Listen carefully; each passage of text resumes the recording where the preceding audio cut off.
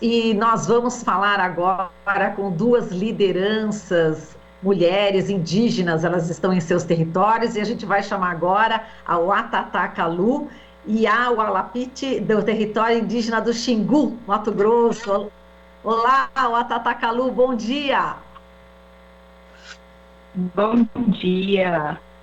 Prazer em recebê-la aqui, e também a Samela Sateré Maué, da Associação de Mulheres Indígenas Sateré Maué de Manaus, aí Amazonas. Olá, Samela, bom dia. Prazer bom também dia. receber. E a gente vai falar agora sobre a importância, né, da luta das mulheres indígenas em seus territórios. E a gente acabou de ouvir aí uma reportagem, né, falando exatamente em relação à pandemia, o esforço, né, que é exatamente tentar controlar a pandemia nas aldeias.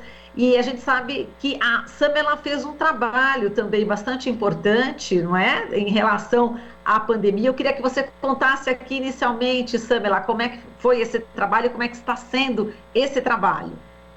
Primeiro, bom dia, gente. Queria agradecer a oportunidade de estar aqui falando com a Watatá Kalu, uma grande liderança indígena, inspiração para mim.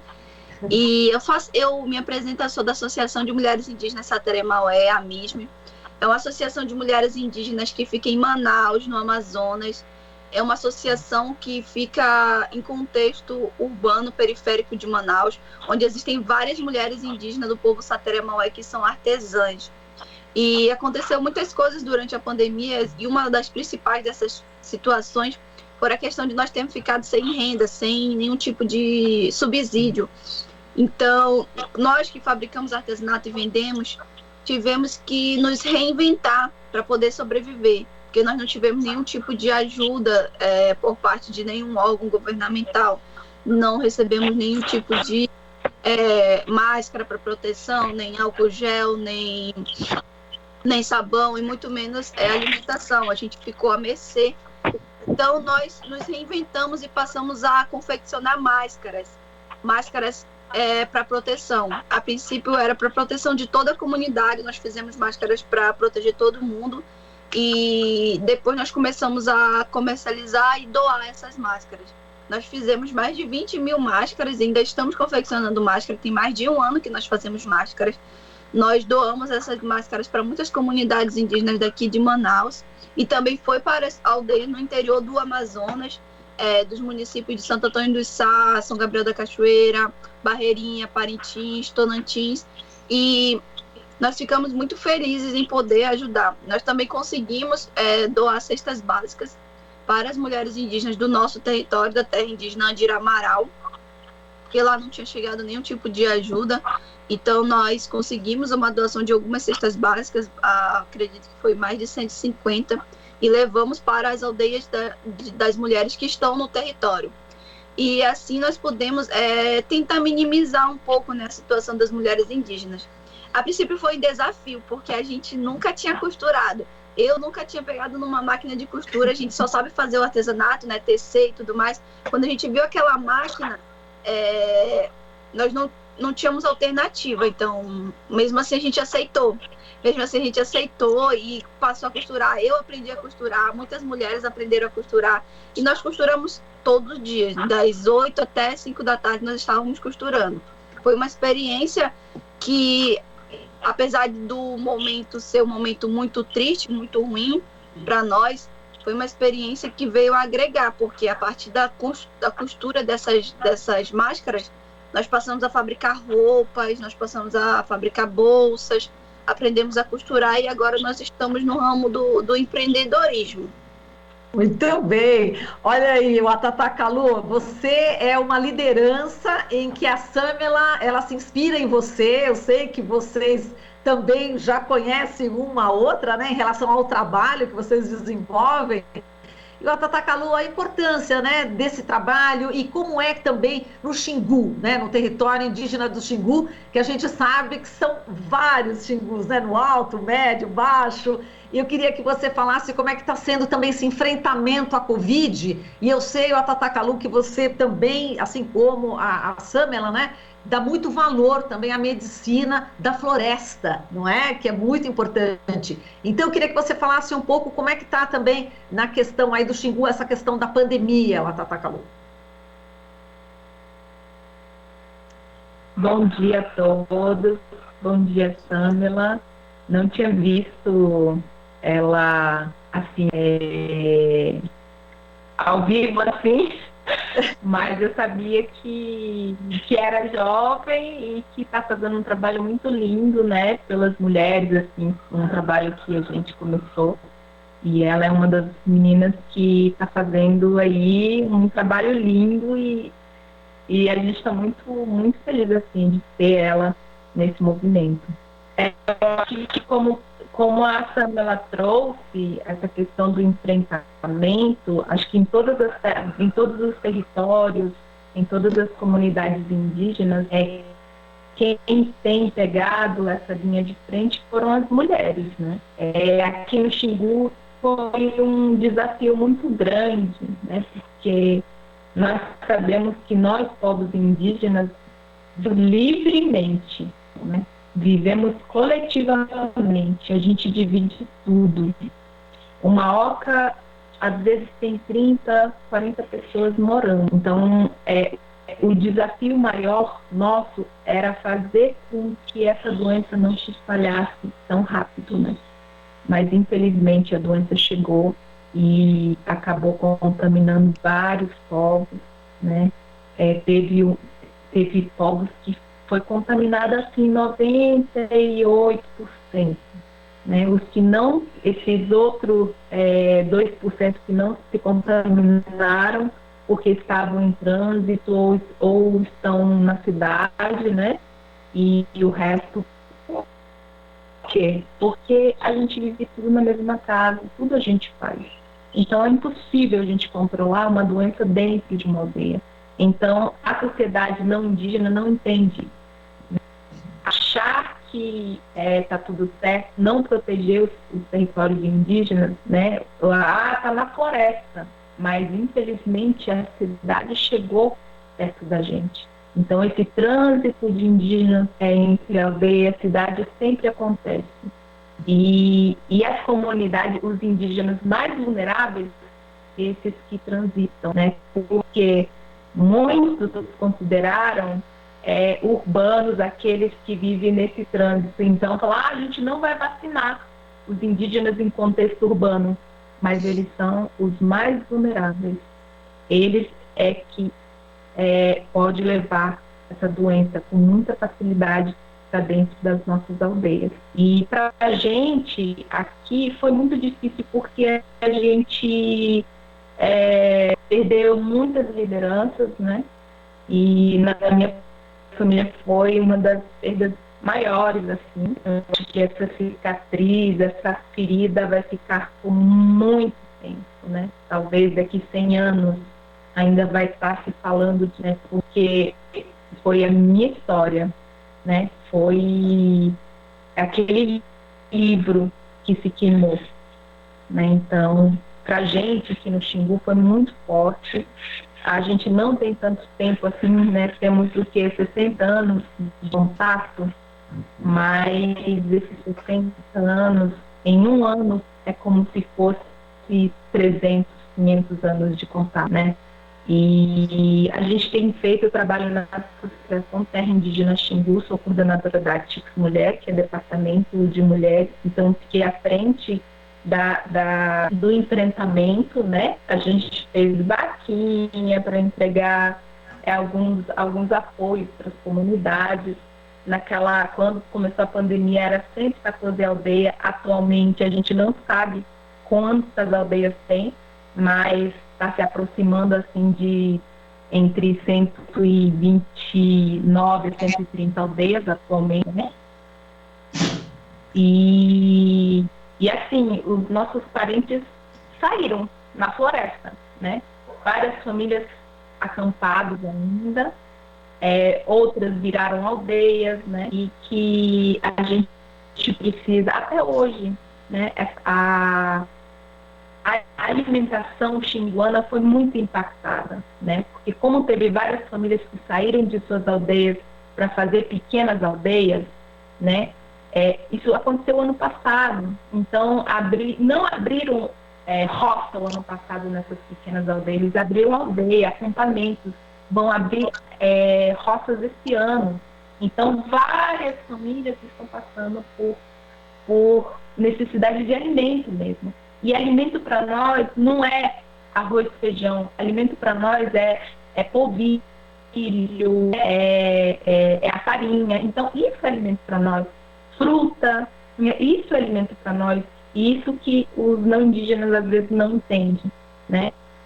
Não é uma cesta básica comum, né? Então, a gente tem feito esse trabalho, a gente entregou um pouco de polvilho também para as comunidades. E esse trabalho não para, né? A gente vai ter esse impacto da pandemia nos próximos 3 anos ainda muito pesado, né? E o desafio nosso agora é fazer com que as nossas comunidades entendam que isso pode acontecer tudo de novo, né? Porque não é todo mundo que foi vacinado, né? Tem jovens, tem mulheres que estavam grávidas, que estão grávidas, não foram vacinadas. E principalmente os nossos parentes em contexto urbano que ainda não foram vacinados porque a cesárea acha que não é responsabilidade deles, né? Então, é isso assim que eu tenho um pouco para vocês. Muito bem. E, Samela, eu gostaria de também repercutir com a Tata Kalu sobre esse encontro do clima, né, que vai ter agora, nessa semana. O Joe Biden convidou aí 40 líderes, né, para esse encontro, que vai acontecer de forma virtual, e eu sei que vocês duas estão aí na dianteira da preservação aí do meio ambiente, dos territórios, contra, né, enfim, todos os ataques. Inicialmente, Samela, eu sei também que você adere, né, à campanha da Greta em relação às sextas-feiras, né, para o desenvolvimento, enfim, contra o desmatamento. Queria que você falasse da importância de se preservar a floresta para a gente ter, inclusive, uma saúde melhor, né? Pesquisas estão sendo feitas para saber a relação exatamente do desmatamento, enfim, de culturas que estão sendo também colocadas, né? Enfim, no planeta, o modo de vida, o gado, o suíno, enfim, toda a forma, né, de criação desses animais, né?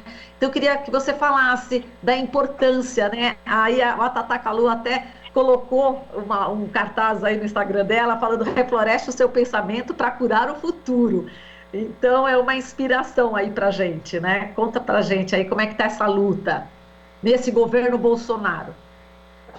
A luta é difícil, né?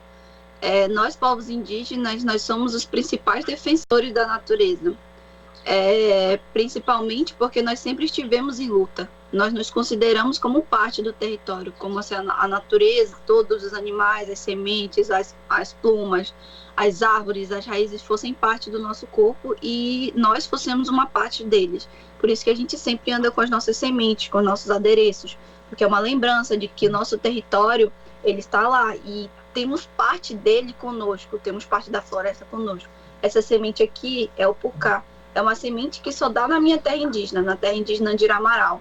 E toda vez que eu uso essa semente, eu lembro que eu tenho um território, que ele precisa ficar preservado, e que eu dependo dele, que ele depende de mim. Eu dependo dele para manter as minhas raízes, dependo dele para manter a minha cultura, a minha história, e ele depende de mim para manter vivo. Então, se eu não lutar, se eu não questionar, se eu não falar, se eu não estar nas mídias sociais falando da importância dele, é muito provável que isso possa acabar. Então, em um país que 100% era território indígena, ter somente 13% do território preservado, e esses 13% ser as terras indígenas, já reflete toda a importância que os povos indígenas têm para a preservação do meio ambiente, para a preservação do território. É por isso que é importante que as nossas terras indígenas elas sejam demarcadas e homologadas, para que a gente tenha mais autonomia nessa preservação, nesse território. Nós não somos um empecilho para o desenvolvimento, nós somos o próprio desenvolvimento. Nós temos um modo de pensar, um modo de agir que para nós é o verdadeiro, é o sustentável, é o real. Nós não queremos destruir o meio ambiente, nós queremos somar, nós queremos manter e preservar, porque nós dependemos deles. As pessoas não entendem que o que acontece nos territórios indígenas reflete em algum momento da vida, na vida deles. Os primeiros afetados somos nós, mas isso não vai ficar só na gente, isso pode afetar também as outras pessoas. Os nossos territórios estão sendo totalmente impactados. Há garimpeiros entrando nos territórios indígenas, há grande desmatamento, há arrendamento de terra, há grilagem, as pessoas elas estão queimando várias partes do território para vender, e nós estamos na frente dessa luta. A PIB, a Articulação dos Povos Indígenas do Brasil, junto com as mulheres, né, as mulheres indígenas do Brasil, parece que a frente do movimento indígena é constituída por mulheres, mulheres fortes, mulheres que lutam, que são a minha inspiração. Eu sou uma jovem, uma menina jovem, e quando eu vejo essas mulheres falando, eu cresci vendo elas falando, né, e agora eu estou adentrando junto com elas. Olha, hoje eu estou aqui falando junto com a Tata Kalu, para mim isso é fantástico. E estar lutando com elas agora lado a lado, ter essa base de liderança de mulheres indígenas que abriram o caminho para que nós jovens, nós meninas, tivéssemos essa oportunidade de agora fazer a nossa parte, estar na nossa geração fazendo a diferença, é essencial. E nós também temos que lutar para que outras mulheres, outras meninas também tenham essa oportunidade. Eu faço parte do movimento Friday for Future Brasil, que são as greves pelo Clima Brasil, onde os jovens do Brasil, eles toda sexta-feira fazem uma greve digital por conta da pandemia, né? E antes era pessoal virtual, hoje é digital por conta da pandemia, para cobrar as lideranças sobre as mudanças climáticas, para que eles tomem alguma providência para que as mudanças climáticas não se alterem ao longo do tempo, porque nós somos jovens e nós vamos sofrer diretamente o impacto dessas mudanças. Já estamos sofrendo. Aqui a gente já não consegue mais discernir qual é o momento que inicia a chuva, qual é o momento que acaba, qual é a época da piracema, qual é a época da piracema, que é quando os peixes eles desovam, qual é a época que a gente vai poder começar o plantio, a coivara, qual é a época que a gente vai poder parar. Então, está tudo desregulado. E isso é uma consequência das mudanças climáticas. E nós estamos sendo afetados por isso. Então, por isso, nós jovens estamos fazendo isso. E é muito importante que nós jovens indígenas, como jovens lideranças, que já lutamos há muito tempo pela preservação do meio ambiente, junto com as nossas lideranças que vieram antes da gente, estejamos somando agora da nossa forma. Agora nós estamos nas mídias sociais, então vamos usar as mídias sociais para um bem que sirva para ajudar todo mundo. Perfeito. E o Tata Kalu, eu queria que você falasse sobre a importância dessa luta, né? A gente até conversando antes da entrevista, outro dia, você falou que os indígenas não tomam mais a água do rio Xingu, né? Porque está realmente com agrotóxicos, né? Eu também fiz uma reportagem, fui para Mato Grosso, inclusive em contato com o professor da Universidade Federal do Mato Grosso, Wanderlei Gnatti, ele falou exatamente isso, né? Como é que está essa questão também na luta para preservar a floresta em pé, Tata Kalu? É uma luta muito grande, né?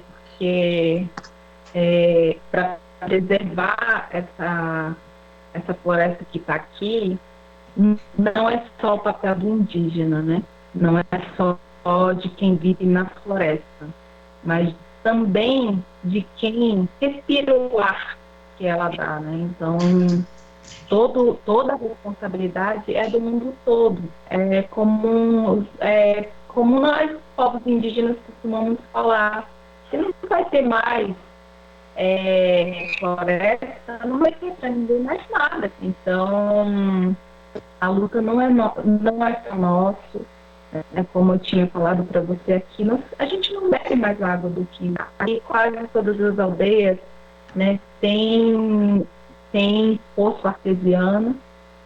Os que não têm problemas de saúde, né? Então o desmatamento em torno do território é muito grande, assim, parece uma ilha verde o nosso território. E cada dia mais, né, o agronegócio tem chegado, se aproximado, que é o mais grave, né? Ele tem conhecido os nossos parentes.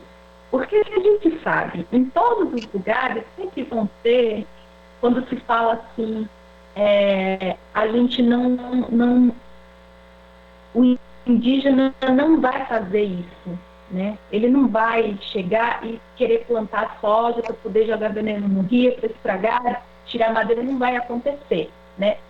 Às vezes não pode acontecer mesmo, mas, né, a gente sabe que tem pessoas fracas nesse mundo.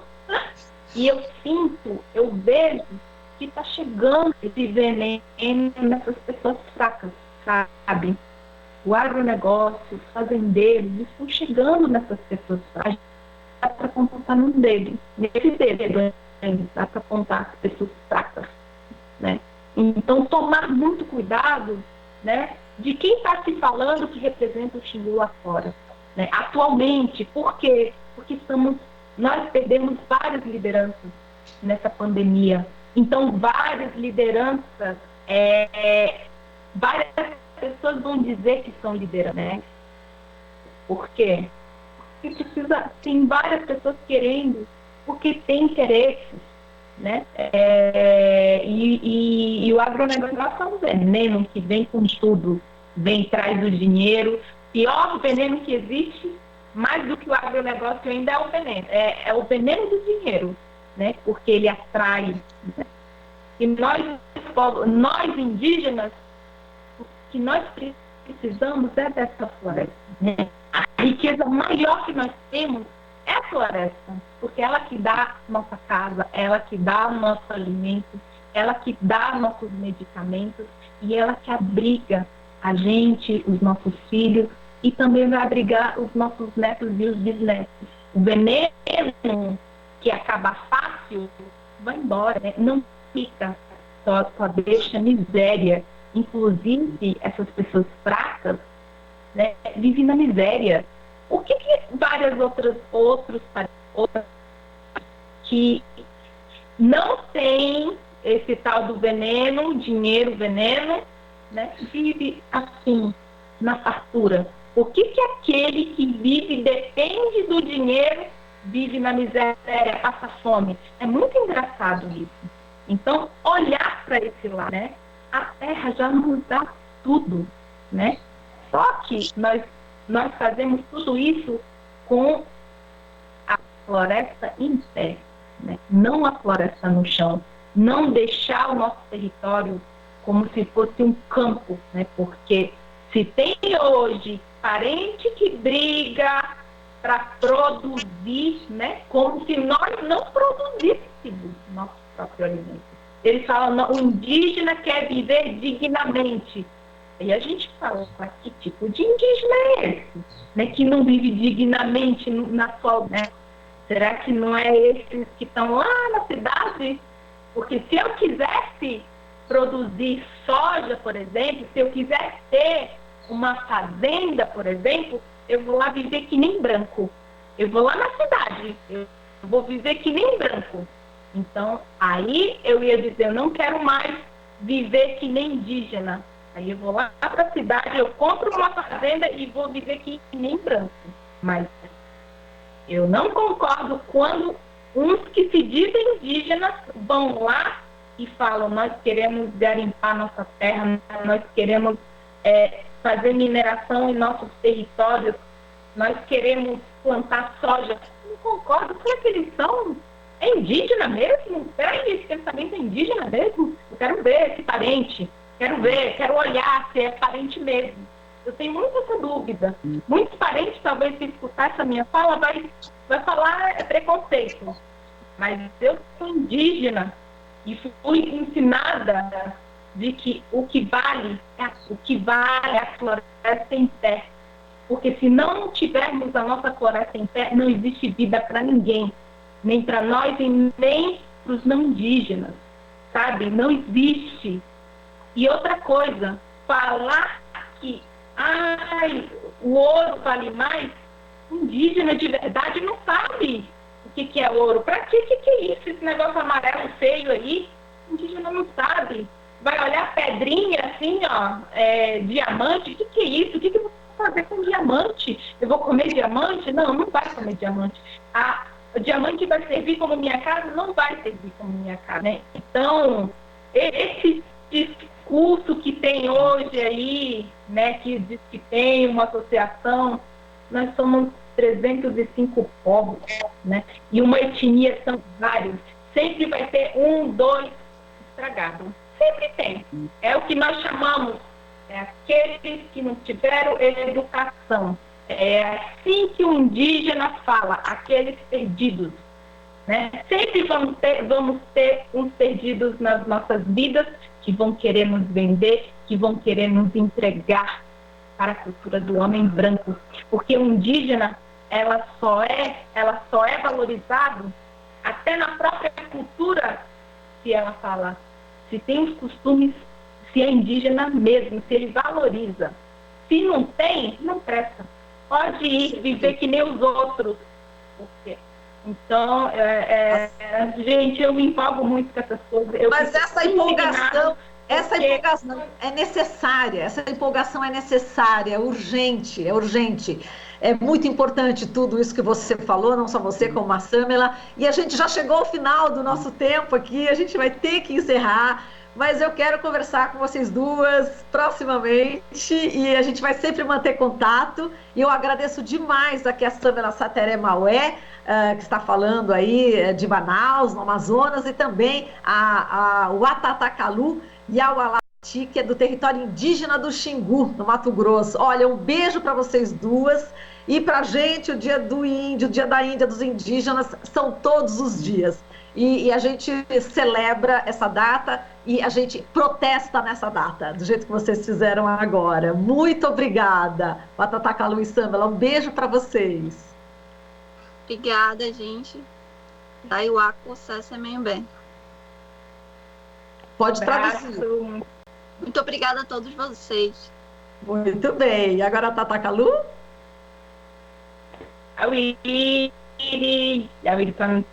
Tudo isso. Graças aí, agradeço tudo isso que, né, essa presença, né? Obrigada, Samela, por ter, né, compartilhado essa luta aí junto comigo. Acho que é isso, né? Ensinar todas que estão vindo aí atrás. Tá porque certo. daqui a pouco é elas. Bom dia a todos. Bom dia, queridas. Um beijo. Até mais. Aqui você ouve as notícias que os outros não dão. Jornal Brasil Atual.